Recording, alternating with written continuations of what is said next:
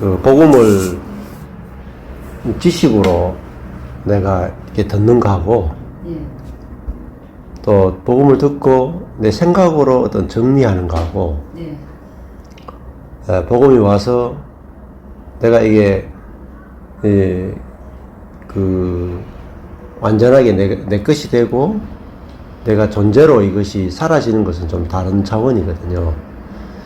그래서 내가 사느냐 내 안에 그리스도가 사느냐, 이게 이제 갈라디아서 2장 20절인데 요 말 한마디가 처음에 들을 때 굉장히 기쁜 말인데 어느 순간에 가다 보면은 이 말이 매너리즘에 빠지기도 하고 이게 무슨 말인지 잘 모르겠기도 하고 막 이렇게 가요. 우리 이번에 이제 지금 저하고 성경부를 하시는 분들이 비슷한 현상들 조금 겪어본 부분이 있어요. 제가 전하는 말씀을 들었는데 많이 평안해졌어. 네. 또 많이 행복해졌어. 그런데 약간 심심하다 하나? 밑에요. 예. 그런 게 이제 생기는 거죠.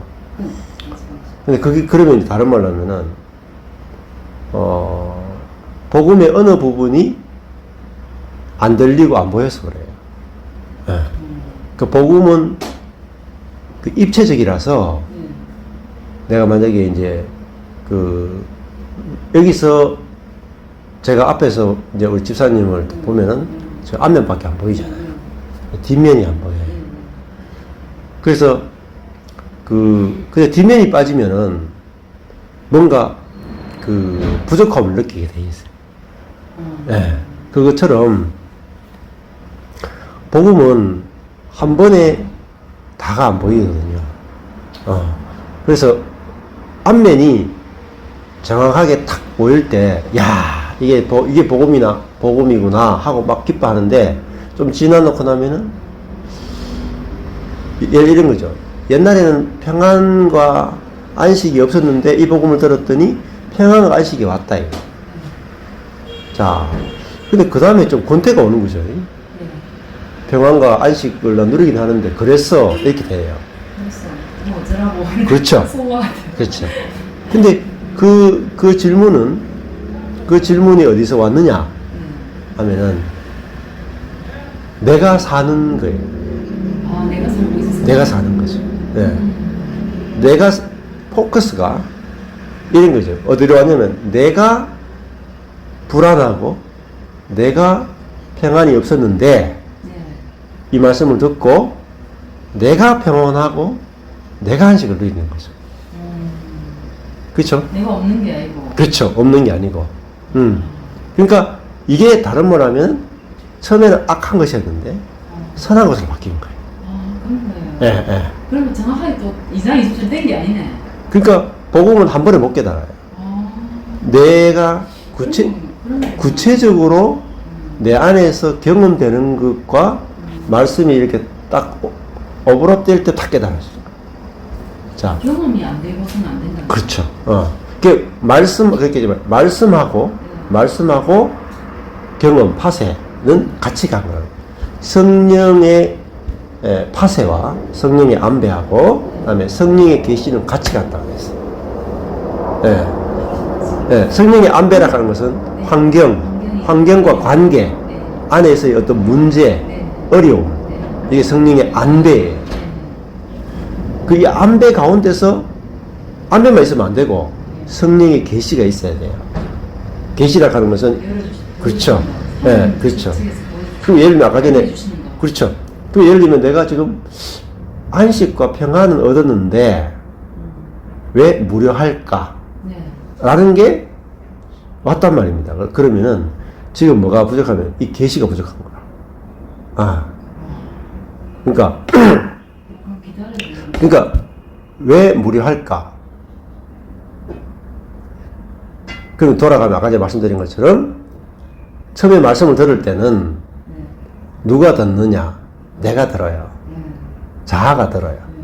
근데 이 자아는 늘 불안하고 평안이 없거든. 그렇죠? 그런데 복음을 자아가 들으니까 이 자아가 평온이 오고 안식에 왔어. 근데 이 자아라고 하는 것은 가만히 있지 못하는 자아예요. 그렇지. 예, 예. 가만히 있지 못하는 자아고 높아지고 싶은 자아예요. 예. 그렇잖아요. 하나님처럼 되고 싶은 자아잖아요. 그러니까 자아가 불안하고 평온이 없었는데 이 은혜의 복음, 십자가의 복음을 듣고 자아가 평온과 안식을 얻었어요. 그런데 부족하죠. 왜냐하면 자아는 만족을 몰라요. 맞아요. 그런 것 같아요. 그렇죠. 네. 근데 이 만족이 없다라는 걸 통해서 뭘 봐야 되냐? 지금 자아가 생각하고 있는 거죠. 무료하다. 누가 생각하느냐? 자아가 생각하는 거죠. 평안하다. 누가 생각하느냐? 자아가 생각하는 거죠. 행복하다. 자아가 생각하는 거죠. 그러니까 이게 예. 내가 아는 게 아니고 모르는 거 맞네요. 그렇죠. 예. 그걸 말씀- 근데 모른다를 통해서 다시 알아지는 거예요. 그리고 심지어 이런 예. 자아는 극과 극을 달려요. 왜 그랬느냐? 자아 자체가 양극단이에요. 그 다른 표현을 하면은 자아는 선악이에요. 한쪽은 지극히 선하고 선해지고 싶고 한쪽은 지극히 악해지고 싶은 거예요. 그래서 우리 누구든지 자기 자아를 들여다보면 한쪽에는 되게 내가 거룩해지고 싶고 한쪽에서는 내가 창녀가 되고 싶어. 네. 한쪽에는 내가 대단히 성공한 사람이 되고 싶고 한쪽에서는 내가 대단히 겸손한 사람이 되고 싶어. 이 자아는 이 양극단을 달려요.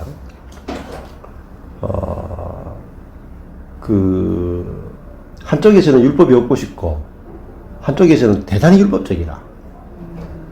그래서 이거를요 두 개를 합칠 수가 없어. 그래서 자아는요 자기 분열적입니다. 그래서 자아는 자아 안에서는 답이 없는 거예요. 그래서 내가 교회 와가지고 막 거룩하게 살아야지 이 욕구가 한쪽에 있고 또 한쪽에는 막 죄에 대한 정욕, 죄에 대한 유혹 이게 엄청나게 강하거든요. 이 양극단 속에서 이제 막 정말 심각한 고민에 빠지죠.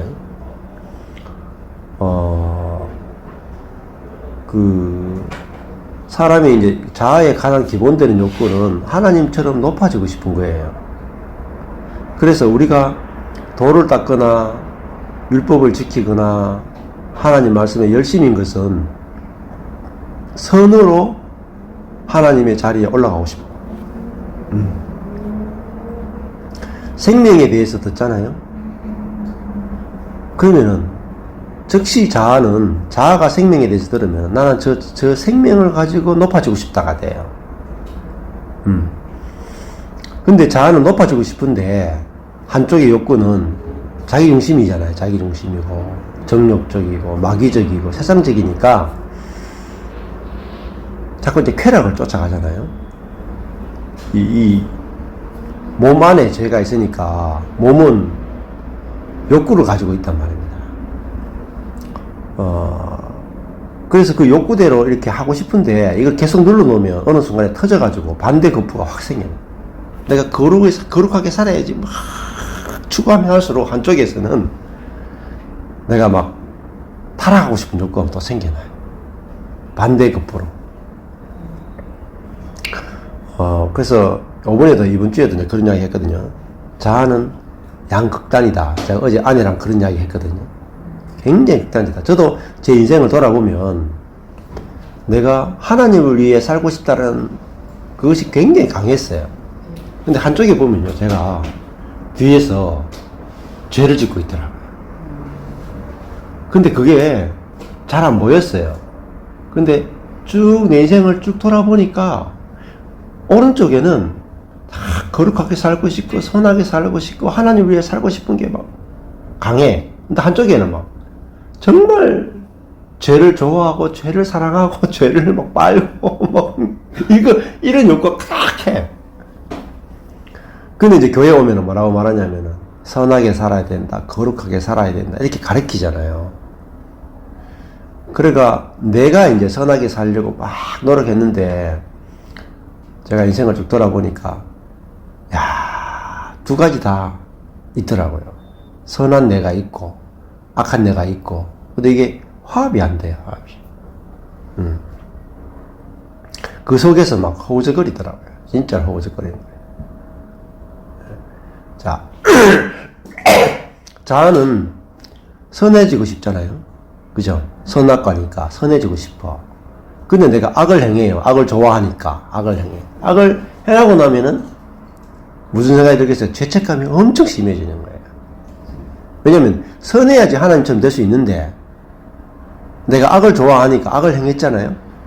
그러면 즉시 내가 하나님처럼 될 수 없잖아요. 악을 행했기 때문에. 그래가지고 악을 행하면 내가 뭐가 되냐면 쓰레기가 되니까 내가 내 자신에 대해서 견딜 수가 없는 거죠. 그래서 자아는 기본적으로 두려움과 수치심에 떨게 돼요. 그게 어디 나오냐면 창세기에 보면 아담과 하와가 선악과를 먹고 나무 뒤에 숨었다. 그게 두려움이거든요. 그 다음에 무화과 나무 옷으로 가렸다. 여기 수치심이에요. 존재적 수치심.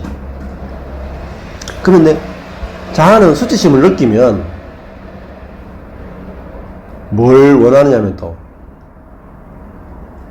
내가 죄를 지었으면은 내 스스로 대가를 치루어서 시원해지고 싶은 게 있어요.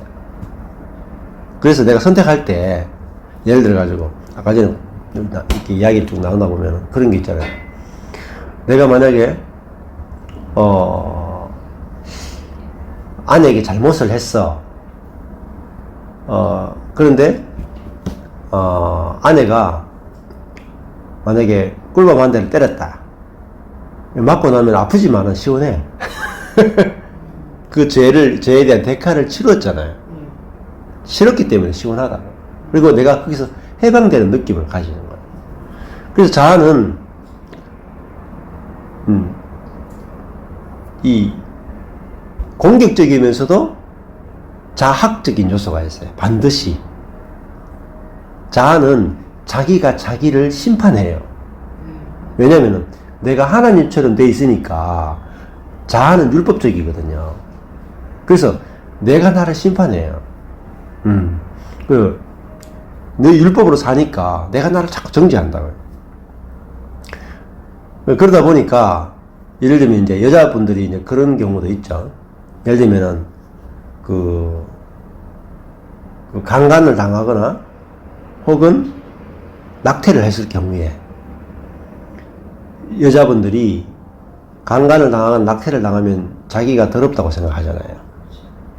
그러면은 자기가 더럽기 때문에 거기에 대해서 심판하고 싶은 거라. 자기가 자기를. 그래서 몸을 막 굴리는 거. 그런 경우가 되게 많아요. 예. 그게 사람의 이제 기본적인 자아의 그 패턴이거든요. 근데 자기를 심판해야 시원한 거라. 그래서 우리도 남이 나한테 욕을 하잖아요. 그럼 내가 그 사람을 욕을 해야 시원하잖아. 그렇죠. 마찬가지로 내가 죄를 지으면 내가 나를 심판해야 시원해요. 그리고 심판해야 넌 더러워. 그러니까 그렇죠. 더러우니까 더럽게 행동해야 해. 그렇지. 뭐 이런 거요. 그렇죠. 마찬가지죠. 그러니까 자아는 자기가 자기에게 하나님 노릇하는 거예요. 추구가 없는 거예요. 근데 그 자기 하나님은 자신이 하나님인데 그 하나님 어떤 하나님이냐면 가짜 하나님이잖아요. 네, 그렇죠. 근데 이 가짜 하나님은 율법 하나님이에요. 사랑이 없는 하나님이라니까요. 그게 문제예요. 그것도 사랑이잖아요. 근데. 근데 율법은 옳고 그름으로 따지는 거예요. 악한 것은 심판하고 선한 것은 상 주는 게 율법이거든요. 그러니까 거기서 못 헤어나는 거예요. 그래서 계속 그 안에서 이제 뱅글뱅글 도는 거예요. 자아가. 그래서 이제 예를 들면은 이런 거죠. 처음에 제가 구원에 대해서 설명을 했죠. 여기 나가 있어요. 여기 하나님이 계시고 십자가를 이제 그려보면은 내가 하나님과의 관계가 있죠. 그리고 여기는 이웃과의 관계가 있어요. 네. 그리고 여기는 나 자신과의 관계가 있고 여기는 환경과의 관계가 있어요. 네 가지. 첫 번째 하나님과의 관계, 두 번째는 나 자신과의 관계, 세 번째는 이웃과의 관계, 네 번째는 환경과의 관계가 있어요. 네. 자, 성경은 철저하게 관계예요, 관계. 네. 구원이란 뭐냐? 관계가 회복되는 거예요. 구원은 곧 관계의 회복이에요. 이게 구원이에요.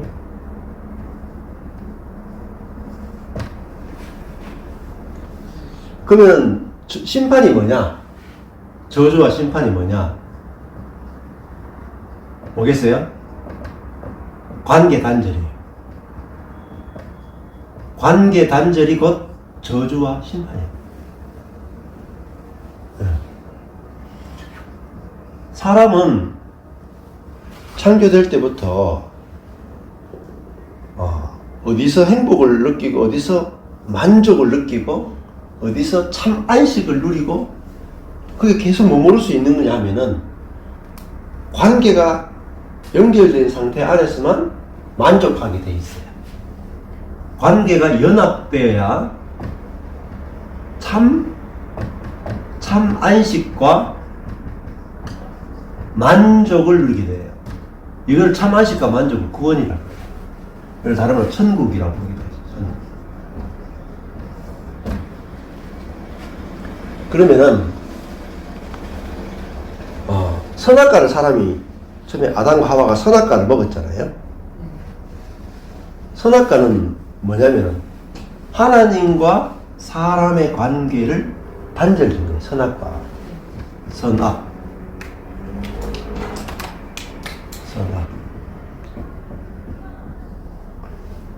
근데 이 선악과를 먹으면은 나와 나 자신과의 관계도 선악으로 이루어지고 나와 이웃과의 관계도 선악으로 이루어지고 환경과의 관계도 선악으로 이루어져요.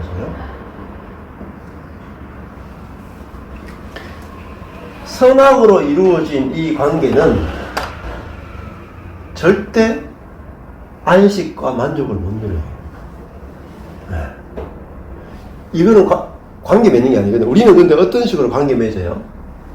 내가 이웃과의 관계를 생각해 보세요. 이웃과의 관계 맺는데 선악으로 관계 맺어요. 근데 이거를 관계라고 생각하는 거야. 아니, 이건 관계가 아니에요. 관계 깨짐이에요.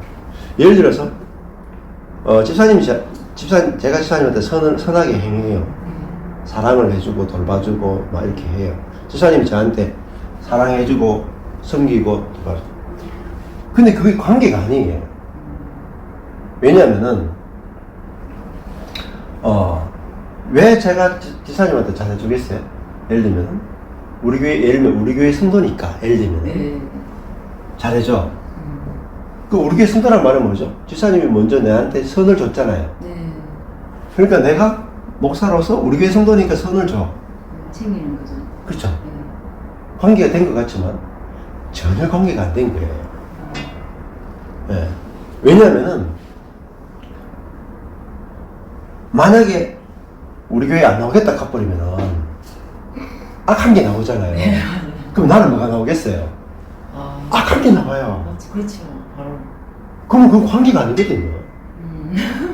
관계 단절이네요. 그 선악으로 맺는 관계는 성경으로 보면은 관계 단절이에요, 상태. 근데 우리는 선으로 관계 맺으면 관계를 맺고 있다고 생각하는 거예요. 그치. 그러니까 자아가 생각하는 관계는요, 선의 관계예요. 자아는 선과 선의 관계. 세상 사람들은 거의 다 이렇게 관계를 맺어가잖아요. 그렇죠. 교회도 마찬가지예요. 대부분 이래 맞아요.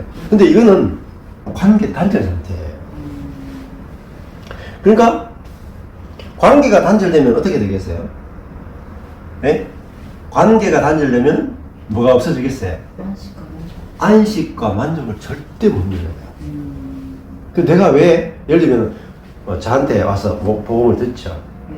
들었는데 목사님 좀 안식도 되고요. 평안도 얻는 것 같아요. 그런데요, 만족이 안 되네. 왜 만족이 안 될까요?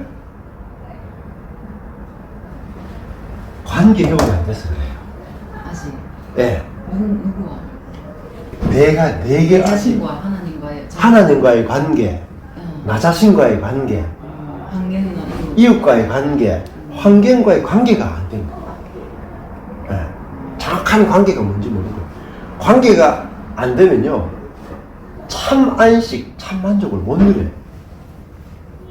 여전히 뭐냐? 여전히 지식인 거예요, 지식. 자, 이게 대단히 중요한 거예요, 그러니까. 근데 저한테 질문을 했기 때문에 그 부분에 정확한 대답이 나가는 거거든요. 사람마다 고민하고 질문하는 포인트가 달라요. 여기 보시면은 이 성악의 관계는 조건적 관계예요. 조건적 관계야. 이건요, 관계가 맺는 게 아니에요. 이게 성악의 관계, 조건적 관계라 하는 거는, 이거는요, 예, 율법이에요, 율법적 관계. 율법적 관계. 내가 율법적 관계는 순종하면 복을 주고, 그죠? 불순종하면은 저주하겠다. 이게 율법적 관계예요. 이게 구약이 워낙 많이 나오니까 하나님과의 관계를 율법적 관계를 맺는 거예요. 대부분 그리스도인이 하나님과의 관계가 율법적 관계예요. 그 말은 무슨 말이냐면 하나님과의 관계를 맺어본 적이 없다는 뜻입니다. 네. 하나님과의 관계가 율법적 관계라는 말은 관계 단절 상태예요. 관계 단절이라는 말은 하나님의 사랑과 생명이 내게 흘러오지 않는다는 거지. 흘러오지 않으니까 어떻겠습니까? 네. 자, 흘러오지 않으니까 어떻겠어요? 내가 안식도 안 되고 만족도 안 되지. 그렇잖아요. 하나님과 나와의 관계가 율법적 관계, 조건적 관계가 아니라 무조건적 관계. 무조건적 관계. 네, 어서오세요. 어서오이소. 왜 이렇게 아무도 안 왔어요? 네, 안무가 계시. 방금 했겠네요. 여기 와서. 완전 반갑네요.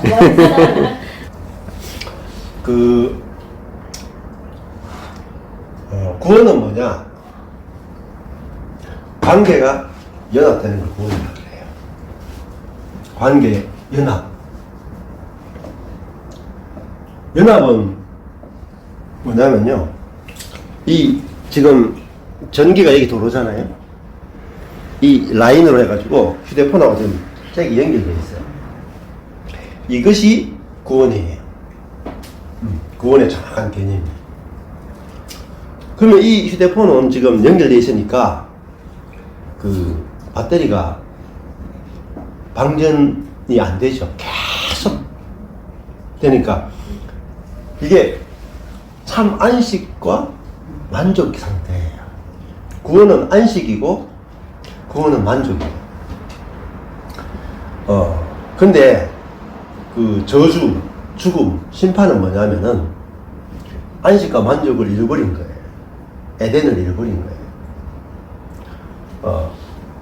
선악과를 먹으면 하나님이 죽는다고 했죠. 선악과를 먹으면 정령 죽는다. 반드시 죽는다 그랬어요. 근데 선악과가 뭐냐? 이걸 사람들이 잘 몰라요. 선악과는 뭐냐면은 율법이에요, 율법. 율법적 관계를 선악과라고 그래요. 선악을 아는 지식이잖아요. 그래서 이 순종하면 복을 주고 불순종하면 저주를 준다. 네. 이게 구약에 워낙 많이 나오니까 많은 분들이 하나님과 어떻게 관계 맺냐면 순종하면 복을 주고 불순종하면 저주를 주는 이런 식으로 율법적 하나님과 관계를 맺어요. 이건 율법적으로 하나님과 관계 맺는 것은 다른 말하면 선악의 지식으로 하나님과 관계 맺는 거예요. 그러면요, 이거는 관계가 단절된 상태를 이야기해요. 율법은 어디서 왔어요? 율법은요, 하나님과 사람의 관계가 단절된 상태에서 주어진 것이 율법이에요. 하나님과 사람 사이의 관계가 정확하게 딱 타락이 이전의 관계에서는요, 율법이 없었습니다. 되게 중요한 거예요. 근데 율법은 언제부터 얻느냐? 모세로부터 온 것이 율법입니다. 율법 이전에는, 모세 이전에는 율법이 없었습니다. 굉장히 중요해요. 갈라디아서에 나와요. 율법은 언제 주어졌느냐? 모세 때 주어졌어요. 이걸 아는 사람이 신학자도 거의 없어요. 성경이 있는데도 안 보여요. 그러니까, 근데 믿음은 아브라함 때부터 시작해서 이삭, 야곱, 요셉을 거쳐가지고 400년 지나서 모세가 등장하죠. 믿음의 조상은 누굴까요? 맞춰보세요. 믿음의 조상이 아브라함일까요? 모세일까요? 모세네. 모세가 아니고 아브라함이거든요. 근데 우리가 갖고 있는 개념으로서 믿음의 조상은 모세예요. 지금 이스라엘 사람들도 자기들의 믿음의 조상이 아브라함이라고 말은 하지만은 실제는 모세가 믿음의 조상이에요. 왜냐하면 창세기, 출애굽기, 레위기, 민수기, 신명기 누가 썼어요? 모세가 썼죠. 그러니까 유대인들은 모세를 가장 위대한 사람으로 생각하고 위대한 선지자라고 생각하고 모세로부터 모든 게 다 출발해요. 그리고 출애굽을 이스라엘의 공동체는 출애굽의 경험을 통해서 시작된 게 이스라엘 공동체예요. 창세기도 원래는 창세기부터 시작하는 게 아니라 원래 구약 성경은 출애굽기부터 시작하는 거예요. 출애굽의 그 구원의 경험이 창세기를 만들어냈거든요. 네, 원래 거꾸로 가요. 원래는 경험으로 치면은. 그래서 하나님과 나와의 관계가 선악을 아는 지식을 먹으면은 정령 죽는다. 반드시 죽는다. 죽고 죽는다. 죽는다는 게 뭐냐면요, 관계가 끊어진 걸 말하지만은 실상은 잘못된 관계에 있는 걸 말해요. 네. 존재적 관계가 아니라 조건적 관계에 있는 것이 뭐냐? 그게 죽은 거예요, 관계. 그러니까 부모와 자식을 예를 들면은 부모와 자식이 관계를 맺는데 부모와 자식을 율법적으로 관계를 굉장히 많이 맺어요. 예를 들면은 부모가 자식을 무조건적으로 사랑한다고 생각하잖아요. 네. 택도 없는 소리입니다. 부모는 자식을 무조건 안 사랑해요. 사랑 못해요. 그건 하나님만이 할 수 있어요. 예를 들어볼까요? 부모님이 이제 이런 거 있죠. 제가 이렇게 누워 자잖아요. 탁 누워있단 말입니다. 근데 제 누나가 셋이야. 그러면은 누나들이 제 위로 이렇게 지나간다고. 그러면 우리 부모님이, 야, 남자 위를 여자가 지나가냐? 그거 안 돼. 이렇게 딸들한테 이야기하죠. 그러면 이 강현주 사모님이 그렇게 했잖아요. 자기 동생 남자 위로 지나가니까 그건 안 된다라고 가리키니까 동생, 엄마 몰래 동생 눕혀 놓고 왔다 갔다 했잖아요. 복수. 네? 네, 미국 사모님. 이거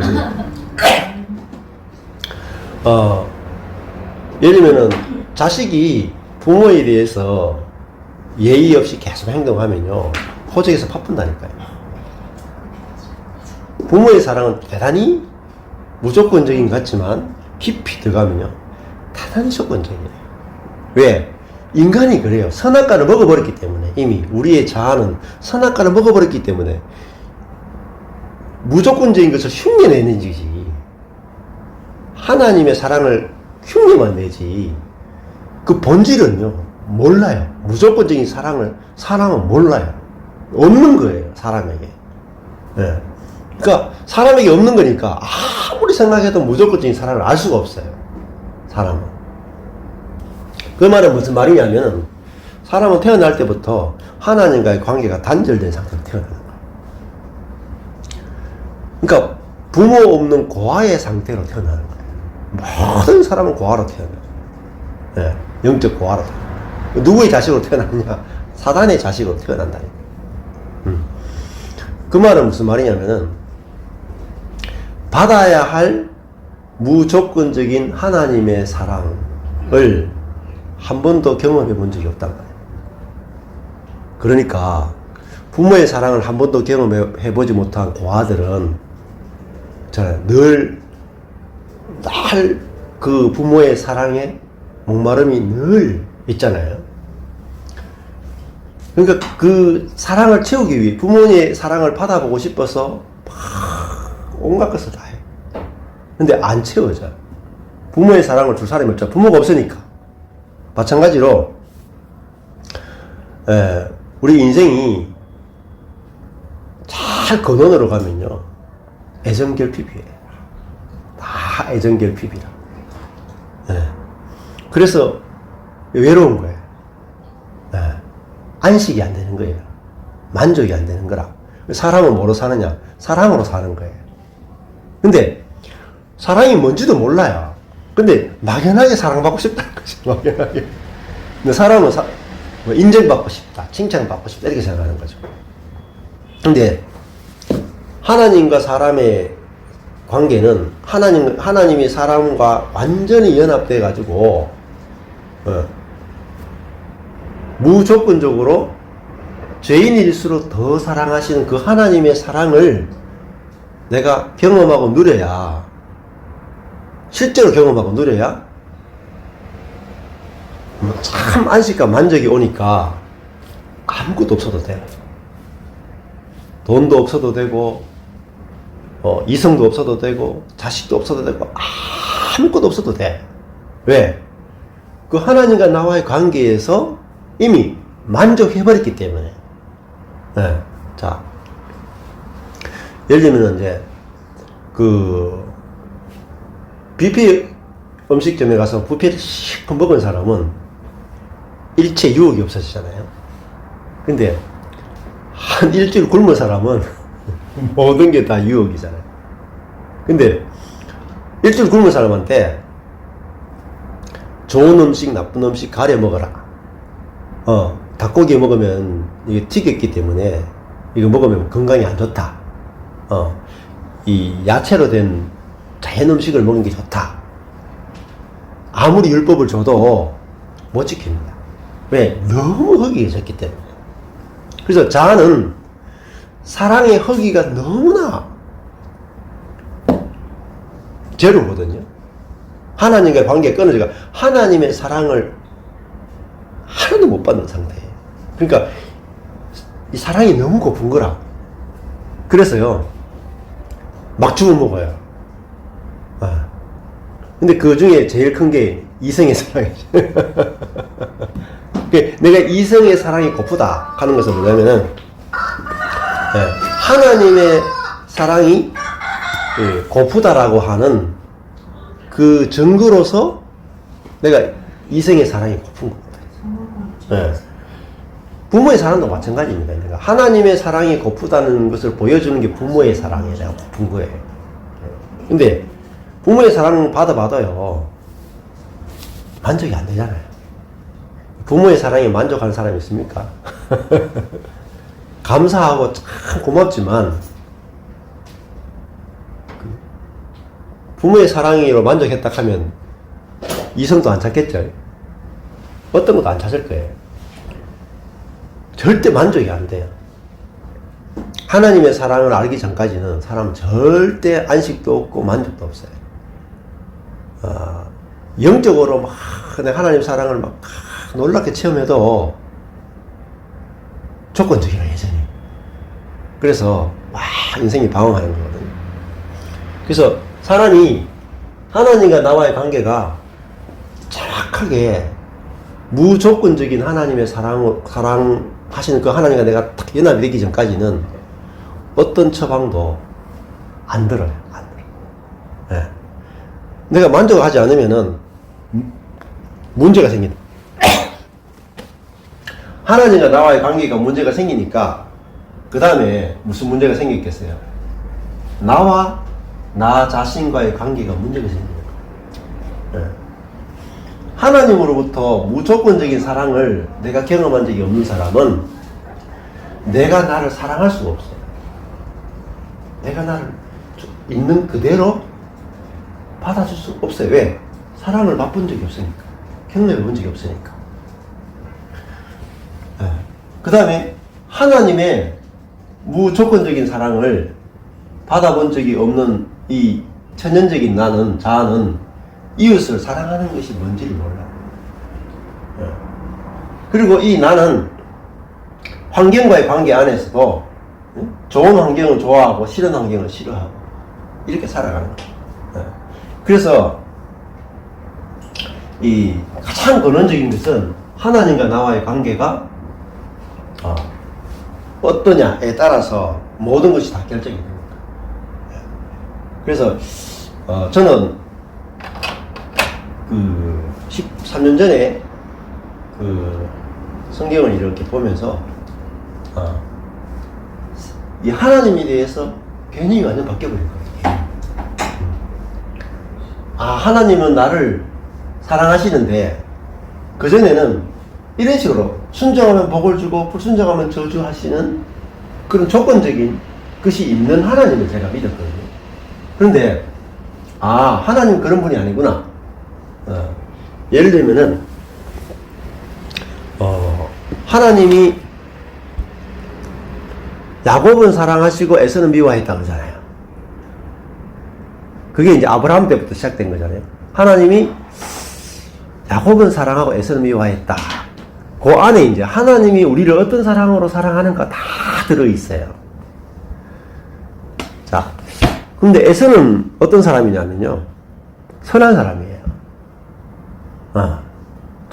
선한 자아를 상징한다고. 선한 자아를 상징하고. 야곱은요, 악한 자아를 상징하는 거예요. 근데 하나님이 선한 자아인 에서를 사랑하는 것이 아니라 악한 자아인 야곱을 사랑했다. 그 사랑한다는 말이 뭐냐면은 은혜를 베푼다는 뜻이에요. 그러면은 우리는 선한 에서가 하나님을 나타내기 좋겠어요? 악한 야곱이 하나님을 나타내기 좋겠어요? 우리는 선한 그리스도인이 하나님을 나타내기 좋고 악한 그리스도인은 하나님을 나타내기 나쁘다 이렇게 생각하는 거죠. 그래서 제가 성도들을 악한 그리스도인에서 선한 그리스도인 만들려고 12년 동안 막 불철주야 노력했단 말입니다. 그런데 성경을 딱 보는 순간에 그게 아니구나. 하나님이 야곱을 사랑하시는구나. 자, 그러면요. 우리 안에 에서도 있고 야곱도 있어요. 네. 생각해보세요. 악한 나가 있고 선한 나가 있죠. 우리는 하나님과 나와의 관계가 여러분 잘 됐는지를 확인하려면은 악한 나를 보고 하나님 어떻게 생각하실까요? 네. 선한 나를 보고 하나님 나 어떻게 생각하실까?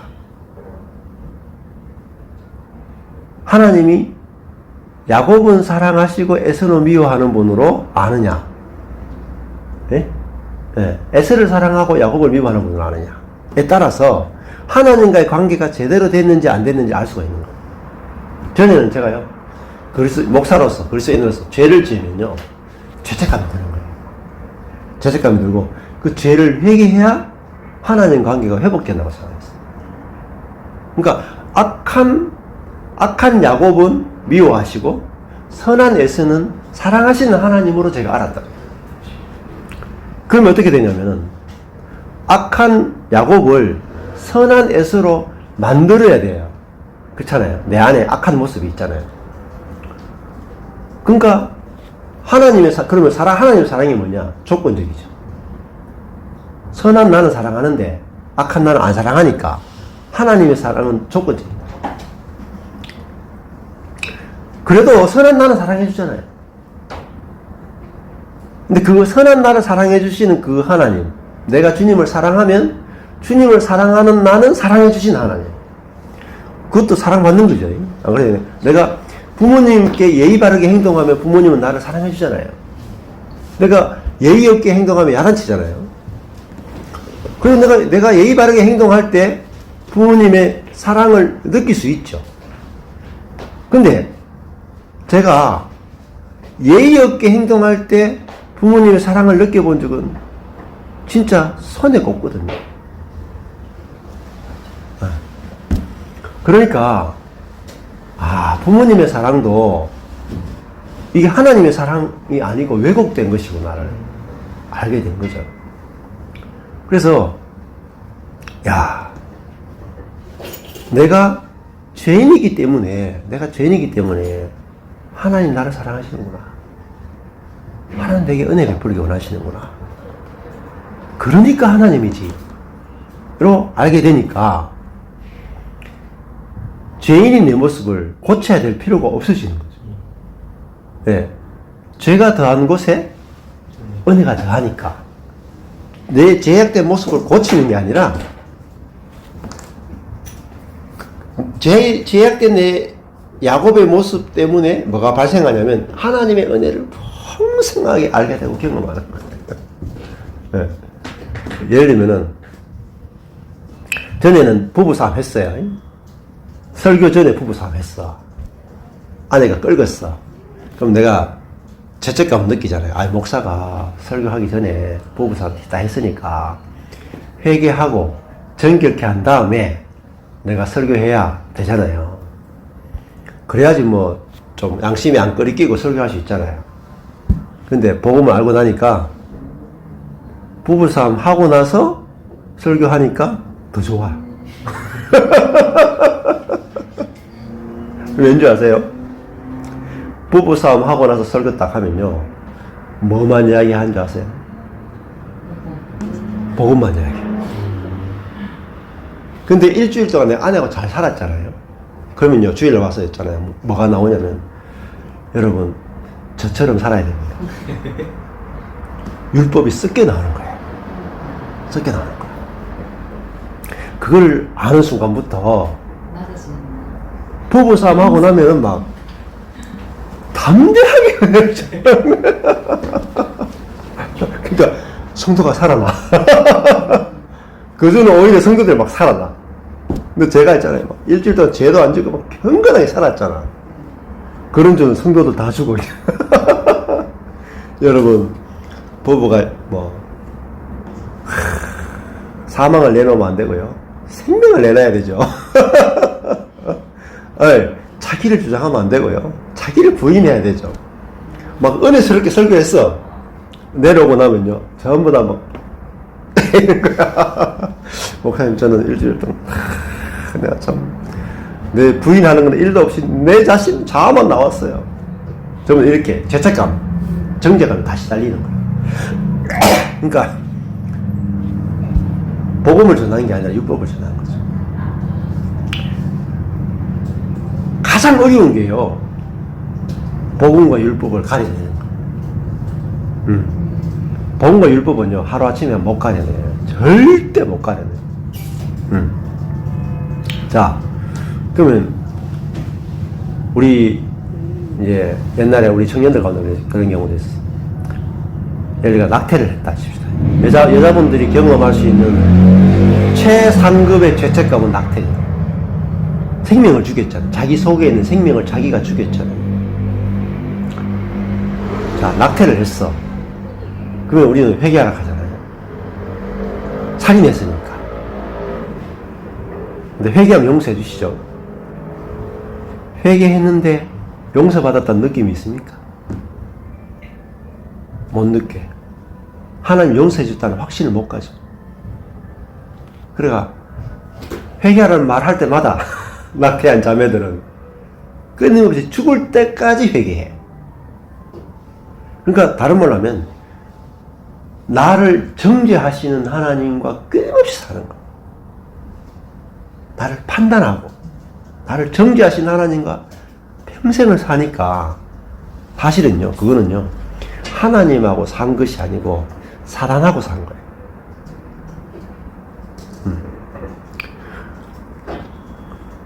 하나님 앞에 회개하지만 하나님 앞에 회개한 게 아니고 사실은 사단 앞에 가서 정죄받은 거예요. 이걸 모르는 거예요. 그럼요, 내가 실수로 혹은 내가 고의로 낙태를 했어요. 그럼 그리스도인은 은혜로 충만해져야지. 나는 살인하는 인간이지만 하나님은 나를 살리시는 분이시구나. 이게 복음이거든요. 나는 내 자신을 용서할 수 없지만 주님은 이미 나를 용서하신 분이란 말이에요.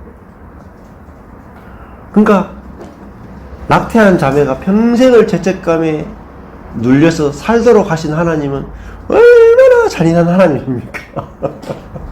자녀를 1도 사랑하지 않는 하나님이죠. 만약에 제가 제 딸이 낙태했다 그러면 제가 제 딸한테 어떻게 해주고 싶겠어요? 예? 네 평생 회개해야 돼? 이렇게 하겠어요? 괜찮아. 가리려고 너 산후조리 잘해야 돼. 아빠가 다 해줄게. 응? 그러면서 오히려 그 몸이 상하지 않도록, 그죠? 산후조리 해주고 싶은 것이 아빠의 마음이야, 아빠의 마음. 그리고 절대 죄책감이 들지 않도록 해주고 싶은 게 아빠의 마음이죠. 그게 하나님이 아빠의 마음이라고 해요. 아빠의 마음. 근데 종교 안에서, 잘못된 율법 안에서, 세상 안에서 우리는 유교 안에서 율법을 배웠기 때문에 갖다 우리 속에 율법이 있으니까 그 정죄감 속에서 막 사는데, 그 말은 무슨 말이냐면 하나님의 사랑을, 죄인인 나를 사랑하시는 하나님의 사랑, 죄가 더할수록 더 사랑하시는 그 하나님과의 관계를 맺어본 적이 없는 거야. 그러니까 뭐예요? 기도를 그렇게 많이 하는 거야. 그렇게 성경을 열심히 묵상하는 거야. 왜 그럴까요? 하나님의 사랑이 안 느껴지니까. 안 느껴지니까. 그러니까 이건 느끼는 문제라고 생각하는 거예요. 기도 많이 해야 하나님 사랑이 많이 느껴진다. 성경을 많이 읽어야 하나님 사랑을 많이 느낄 수 있다. 아니. 네. 그래서, 저도 스티븐 맥베이가 나를 바꾸지 말고 하나님을 바꿔라. 하나님을 바꿔라. 이게 복음 중에 복음이라. 우리는 평생 지금 뭘 고민하냐면 나 자신을 어떻게 바꿀 것인가. 나 자신을. 그래서 자꾸 어떻게 하는 질문, how 질문하는 목사님, 나 자신을 어떻게 바꾸면 좋을까요? 모든 질문이 이거야. 근데 답은 하나님만 바꾸면 네 자신은 1도 안 바꿔도 돼.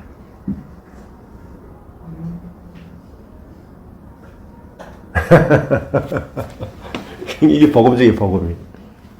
하나님을 율법의 하나님에서 은혜의 하나님, 심판하고 판단하고 정죄하는 하나님에서, 그죠? 복음의 하나님, 나를 기뻐하시고 나를 온전하다 하신 하나님으로만 하나님을 바꿔야 돼. 하나님을 바꿔야 돼. 나를 바꾸는 게 아니에요. 복음은 하나님이 바꾸어지는 거예요. 하나님. 그러면요, 하나님을 바꾸면 내가 일이 없어. 그렇잖아요. 예를 들어가지고, 아버지만 바뀌면 돼. 가난한 집에 태어난 아들은요, 늘 질문이 이거죠. 내가 어떻게 하면 부자가 되겠습니까? 그렇잖아요. 자기 아버지가 가난하니까 자기가 부자가 되지 않고는 답이 없잖아요. 그래서 항상 내가 어떻게 부자가 될 수 있습니까? 내가 어떻게 선해질 수 있습니까? 내가 어떻게 거룩해질 수 있습니까? 근데 부자 아빠를 둔 아들은 내가 어떻게 부자가 될 수 있습니까? 질문이 없어. 아버지가 부자니까 받으면 되지 뭐. 안 그래요? 그리고 아버지가 주실 거 아니에요? 주시니까 내가 어떻게가 없어. 그냥 부자 아빠를 둔 아들은 뭐예요? 누리는 거죠. 아버지의 그 부유함을 매일매일 누리고 사는 게 그게 복음적 삶이에요. 근데 하나님에 대한 개념이 잘못되어 있는 거예요, 우리가. 그래서 24시간 기도의 집이 왜 24시간 기도하느냐? 하나님은 바꾸지 않고 나를 바꾸고 싶은 거라. 나를. 이런 거죠. 24시간 나를 위해서 전혀 기도하지 않는 하나님이 있으면 내가 24시간 그 하나님께 기도해야 돼. 근데 24시간 나를 위해서 기도하는 하나님으로 바꾸면 내가요 24시간 잠만 자도 돼. 이게 복음이에요.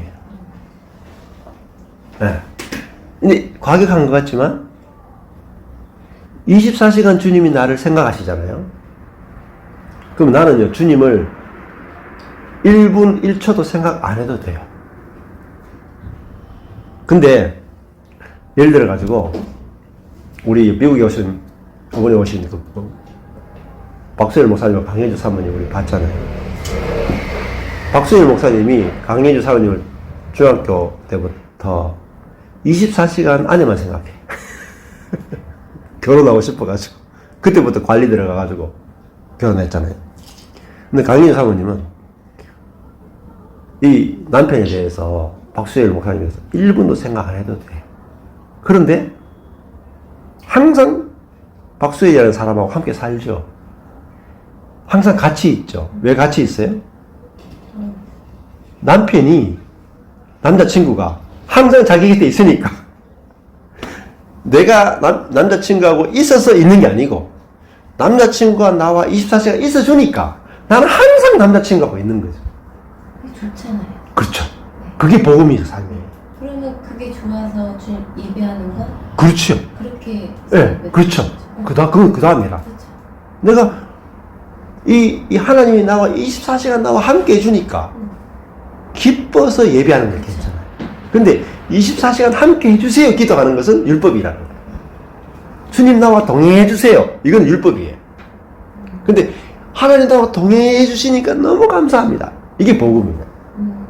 예배는 뭐냐? 예배는요 하나님이 하신 것에 대해서 경배하는 게 예배예요. 근데 우리는 예배 개념이 그게 아니라 하나님은 가만히 계신데 아무 일도 안 했는데 하나님 앉아 계세요. 보좌에 앉아 계세요. 내가 당신을 예배 드릴게요. 이게 예배의 개념. 잘못된 예배의 개념. 그 예배는요 앞에 뭐가 있어야 되냐면 말씀이 없이 내가 하나님을 찬양만 하는 것은 예배가 아니에요. 예배는 하나님이 이런 일을 하셨습니다에 대해서 반응이 예배. 그러니까 하나님이 우리를 이렇게 사랑하시고 이렇게 십자가에 자기 독생자를 죽이시고 부활시키시고 살리시고 그 속에 우리를 다 집어넣어서 우리가 할 일이 아무것도 없도록 하셨습니다. 이 복음의 명제가 있고 그 명제에 대해서 내가 감동을 받아서 그것에 대해서 하나님을 찬양하는 게 예배예요. 근데 앞에 내용 없이 그냥 하나님 사랑합니다. 하나님 기뻐합니다. 하나님 즐거워합니다. 이거는요. 사실은 혼적 예배에 가까워요. 혼적 예배. 그러니까 대단히 어렵죠. 그러면 예를 들어서 아내가 별로 안 아름다워. 예를 들면 마누라가 별로 안 이뻐. 이제 내가 호박처럼 생겼다 칩시다. 근데 그 아내를 사랑하고 경배하고 찬양하려면은 무직실이 어려워. 무직실이 진짜 힘을 다하고 뜻을 다해야 아내를 경배할 수 있어. 그렇죠? 근데 아내가 예를 들어 가지고 연예인처럼 너무 예쁘단 말이야. 너무 예쁘면은 내가 예배해야지가 없어. 찬양해야지가 없어. 그냥 예배가 돼. 그냥 예배가 돼. 그냥. 안 그래요? 예배는요, 너무 쉬운 거예요. 그리고 24시간 예배 하락해 하는 게 아니고, 24시간 예배가 되는 거라. 저절로 되는 거라. 그죠? 성경 읽으라가 없는 거예요. 그렇죠? 제가 군대에 2년 동안 있으면서 한 게 뭐냐? 아내랑 편지를 2년 동안 주고받았어. 일주일에 거의 한 개 썼어요. 그러니까 2년이니까 100주 정도 되잖아요. 1년에 52주니까. 제가 쓴 편지가 100개가 넘을 거예요. 예. 네. 그 103주 정도 있었거든요. 편지가 군에 있으면 100통이 넘을 거예요. 제가 보낸 게. 아내도 저보다는 좀 적지만은 그 정도 되거든요. 예. 근데 일주일에 한 번씩 연애 편지 쓰세요. 그러면요. 그 율법이라. 사랑 없이 상대방이 나를 사랑해주고 내가 사랑하는 사랑 없이 내 쪽에서 그냥 해야 된다. 이거 율법이야. 그러면요, 미치는 거라. 미치는 거야. 무슨 말 해야 될지 모르겠어. 그렇죠. 무슨 말 해야 될지. 근데 성경 일독하십시오. 이 율법이에요. 그렇잖아요? 하나님이 어떤 분인지도 모르고 하나님에 대한 사랑도 없는데 성경 읽어라. 진짜 고역이에요, 고역. 근데 제가 군대에 있을 때 아내가 보낸 편지하고 제가 보낸 편지를 합치면 어떻게 보면 성경만 분량이 된단 말입니다. 66권 분량이 된단 말이에요. 근데 제가 그거 읽는데 힘이 1도 안 들어갔어. 진짜 힘이 1도 안 들어가는 거야. 막 설레가지고 편지 왔다 그러면 무슨 내용일까? 무슨 내용 싶어가지고 하루를 못 넘겨요. 그냥. 하루 좀 이렇게 놔뒀다 그 다음날 읽어야지. 안 돼. 받은 순간에 바로 읽어야 돼요. 맞자마자 화장실 뒤에 가가지고 화장실 읽고 읽는 것만 아니라 답장까지 써. 그리고 화장실에 나와가지고 군에서 움직였다. 그렇죠? 이게 복음적 삶이에요. 그러니까 복음적 삶과 율법적 삶의 관계를 배우는 것이 성경 공부입니다. 근데요, 이거요, 가르치는 데가 없어요. 제가 막 전국을 쫓아다녔거든요. 전국의 목사님을 다 쫓아다녔는데 복음과 율법의 관계를 정확하게 가르쳐주는 분이 없는 거야. 그리고 막 잠시는 하나님의 사랑에 젖어들고 잠시는 하나님의 사랑에 열광하고 잠시는 하나님의 그 기도 응답에 대해서 너무 감격하고 막 저도 막 영적 체험들을 굉장히 많이 해봤거든요. 근데요, 할수록 못 말라. 왜 못 말르냐면 아무것도 안 해도 24시간 사랑받는다는 걸 몰랐거든. 하나님 나를 24시간 사랑하세요. 그러니까 내가 1초도 주님 생각 안 해도 돼. 왜냐면 주님이 1초도 빠짐없이 나를 생각하시는. 근데 생각해 보세요.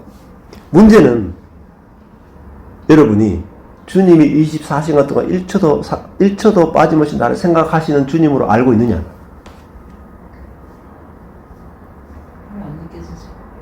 안 느껴지죠.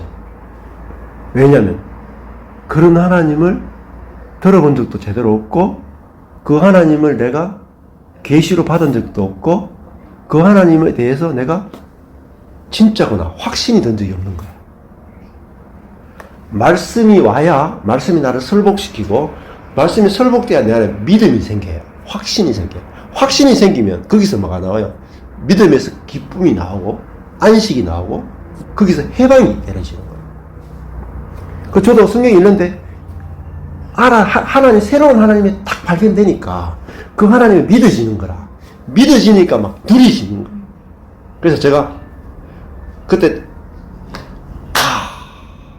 목회는 24시간 주님이 하시는 거구나. 그러면요, 나는 24시간 놀아도 되는구나. 이게 복음을 들은 거예요, 복음을. 복음을 들으니까 진짜 안식이 온 거죠. 만족이 온 거죠. 야, 내가 그렇게 제가 매일 거의 1시간씩 큐티했어요. 대학생 때부터. 개척이가 12년 동안. 군대에서 빼고 거의 하루에 1시간씩 큐티를 빠짐없이 했거든요. 네. 근데 제가 그거를 딱 아는 순간에 큐티 안 해도 되는구나. 큐티를 내려놨어. 안 해도 되는구나. 근데 큐티 매일 1시간 할 때보다 하나님의 어떤 분인지를 알고 나니까 성경이 다 알아지는 거예요. 그렇게 묵상할 때보다 하나님을 알고 나니까 그냥 성경이 다 알아져. 그렇죠? 예를 들어 여러분이 저를 아는 거하고 우리 마누라가 저를 아는 게 다르잖아요. 우리 마누라는 저를 속속 들여야 제 눈빛만 봐서 당신 이런 생각했지. 그렇죠? 목사님 그렇죠? 예, 목사님이 우리는 그냥 대해서 아는 거고. 그렇죠. 그분은 목사님 아는 거. 그렇죠. 예, 그렇죠. 그게 차이죠. 하나님과 관계도 그래요. 그래서 우리는 잡고 있잖아요. 말씀 들으면요, 내가 뭘 해야 될까? 저 말씀 듣고 뭘 실천해야 될까? 뭘 순종해야 될까 생각하는 거예요. 절대 그러시면 안 돼요. 말씀은 들을 때 포커스는 하나님 어떤 분일까요? 그리고 하나님이 어떤 사랑으로 나를 사랑하시는 분이신가? 이게 포인트가 돼가 하나님을 아는 것. 그래서 호세아서도 보면 북이스라엘 사람들에게 이 백성이 망한다. 아수르에게 망한다. 왜 망하냐? 여호와를 아는 지식이 없어서 망한다. 기도하지 않아서 망한다. 헌금하지 않아서 망한다가 없어요. 호세아서 보면요, 너희들이 천천의 수양과 만만의 기름으로 나를 예배하고 있다. 24시간 기도하고 있다. 이렇게 말해요. 그런데 너희들이 24시간 기도는 하는데 나를 모른다. 모르는 하나님께 예배하고 모르는 하나님께 기도하고 모르는 하나님의 말씀을 읽고 순종하는 거예요. 그래서 호세아가 너희들이 하나님을 아는 지식이 없어 망한다. 그때 호세아가 말하는 하나님하고 이스라엘 백성들이 아는 하나님이 달라요. 이게 모든 선지서의 포인트예요. 우리 그냥 읽으면 선지서를 읽으면 있잖아요. 이스라엘 백성들이 죄를 지어서 망한다고 생각하잖아요. 불순종해서 망했다. 우상숭배에서 망했다 그러잖아요. 아니, 모든 선지서는요, 선지자가 말하는 하나님하고 이스라엘 백성들이 생각하는 하나님이 달라요. 그래서 문제는 자기가 갖고 있는 하나님의 개념을 바꿔야 돼. 근데 그 바꾸라고 선지자가 이야기하는데요, 내가 믿는 하나님이 진짜 하나님이지에서 절대 못 떠나. 네. 내가 믿는 하나님이 진짜 하나님이야. 그 말은 무슨 말이겠어요? 그래야 내가 안 바뀌어도 돼. 그렇잖아요? 네. 하나님이 바뀌면요, 내가 바뀌어버려요. 하나님이 안 바뀌면요, 아무리 나를 바꾸려고 해도 안 바뀝니다. 네. 이게, 자, 밭, 있잖아요. 사람 밭이에요, 밭. 내가 콩을 심는 하나님이 콩을 심는 분으로 알면요. 아무리 내가 팥을 내려고 해도요, 콩이 나와. 근데 하나님 팥을 심는 하나님으로 내가 알면은 내가 아무리 콩을 내려고 해도 팥이 나오죠. 예를 들면 이런 겁니다. 율법의 하나님으로 내가 하나님을 율법의 하나님으로 알면은 내 속에서 율법밖에 안 나와요. 근데 참 복음의 하나님, 은혜의 하나님으로 알면 내 속에서 저절로 복음이 나고 저절로 은혜가 나와요. 네. 그래서 진짜 우리가 말씀을 듣는 것은 하나님을 익스체인지 교환하는 거예요.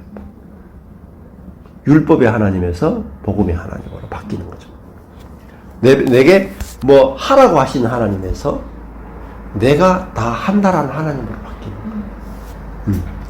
그래서 제가 왜 망했는데도 놀고 있느냐, 편안하냐, 안식하느냐, 왜 만족이 있느냐.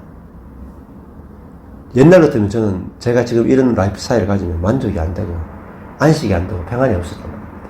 근데 하나님 한 번 딱 바뀌니까 하나님이 아버지로 알아지니까 안식이 하는 거예요. 네. 아버지 하나님 어떤 하나님이냐면요, 아들에게 상속하신 하나님이에요. 우리가 알고 있는 하나님은 상속을 주시는 하나님이 아니고 명령하시는 하나님이잖아요. 이렇게 해라 저렇게 해라. 명령하시는 하나님하고요, 자기의 모든 것을 상속해 주신 하나님은 달라요. 네. 예를 들어 이런 거죠. 우리가 알고 있는 하나님은 이 주인 하나님이에요. 주인 하나님하고요, 아버지 하나님은 달라요.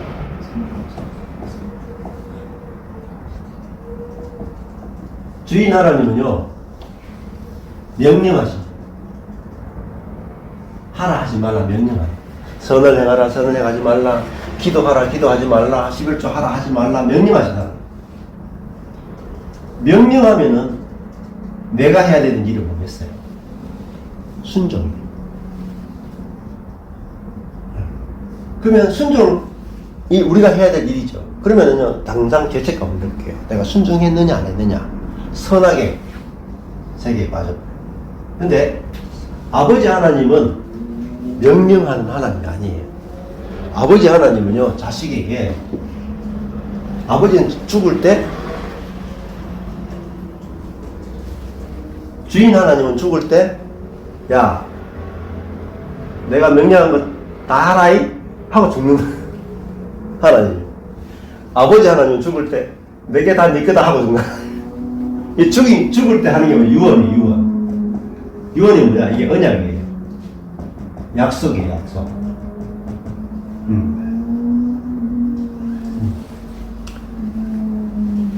부모도, 주인 부모는, 어디 여행 갈 때, 야들아, 집안 청소 깨끗하게 해놔라, 하고. 근데, 진짜, 아버지 부모는, 야, 니들 마음껏 놀아라. 갔다 오면 내가 청소 다 할게. 이게 아버지 하나님. 그러니까 그러면은 주인 부모를 만난 자녀는 항상 하는 게 뭐겠어요? 자기를 살피는 거죠. 내가 청소했나 안 했나. 네? 청소하면 칭찬받고 청소 안 하면 무섭고 죄책감이 달리는 거죠.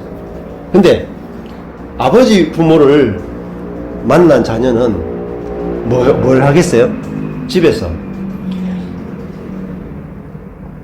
청소해줄, 깨끗하게 해줄, 씻어줄 부모가 있으니까 돌아오면 실컷 즐기는 거야. 실컷 즐기고, 그 다음에 더럽게 해놨는데 집안이, 부모가 돌아오면 집안이 깨끗해. 청소는 누가 했어요? 부모가 한 거야. 그게 복음이에요. 깨끗하게 하고 거룩하게 하고 하는 건 누가 하는 거냐? 하나님이 하실 일이에요. 근데 율법은 우리가 우리 스스로를 깨끗하게 해야 된다는 거예요. 그래서 하나님, 우리가 갖고 있는, 우리 자아가 갖고 있는 하나님의 개념은요, 철저하게 주인 하나님 개념이에요. 이거 아주 근원적이고 본능적이고 바꿀 수 없어요. 자아 안에 있는 자아는 왜곡된 하나님, 자기가 만들어 놓은 하나님을 섬긴다니까. 네. 그래서 우리는 계속 교회 갈 때마다 회개하라고 외친단 말이에요. 목사님들이 회개하십시오. 여러분 죄를 지으면 안 됩니다. 죄와 싸워 이겨야 됩니다. 내 자신을 깨끗하게 해야 됩니다. 네. 근데 이게 율법이거든요. 근데 복음은 하나님이 우리를 거룩하게 해주시는 분이다. 응? 씻어주시는 분이다. 그러니까 하나님 앞에 갔을 때 내가 씻고 나가는 게 아니고 씻긴 받으러 나가는 거예요. 개념이 완전히 달라요. 완전히. 그래서 오늘 오늘 이 앞에 부분 복음과 율법의 관계를 내 안에서 확실히 정립돼야만 하나님으로 인해서 내 안에 안식과 만족이 막 누려져요. 그래야 나머지 관계가 완전히 다 달라져요. 나와 나 자신과의 관계, 이웃과의 관계, 환경과의 관계는 그 결과로서 다 달라져 버려요. 네. 자, 여기까지 하고 잠깐만 쉬겠습니다.